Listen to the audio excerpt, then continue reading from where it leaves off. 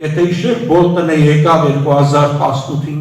you recall, Bolton came to Armenia in 2018 and offered US weapons. And, of course, our authorities refused. Why?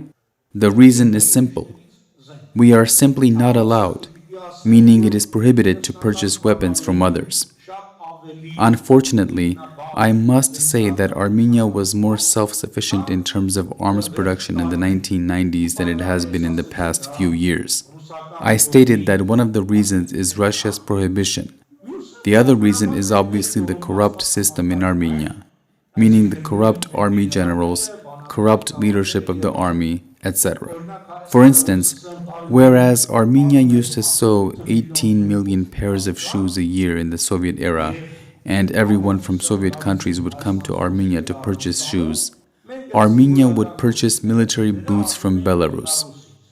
They were very, very bad military boots, meaning they would only last 2 months. Why? In Russian there is a word oказать, or kickback in English, meaning an agreement was reached, a commission was paid to a person, and then that person would get a part of the money back. This is why a significant number of our army generals are millionaires. And of course, I mean in dollars, not Armenian drams. And this traces back to what led to technological backwardness of our army. We need to acknowledge the fact that the defeat suffered in 2020 was not due to the lack of heroism of soldiers or dedication of the nation, including that of Armenians abroad. No. I can surely say that there are few nations that have flung themselves into war with such dedication and technological backwardness. I have many friends who participated in the war, got injured or died without seeing the enemy. We don't see who we are fighting against because the means of communication, management system and the air defense system are debilitated. Today, well, Mr. Martirosyan brought up the example of Israel. Today, Israel has become the first country in the world to test a laser-based air defense system.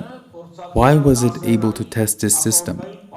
I am certain that the Armenian people are also as talented as the Israelis, and they have shown this in different countries.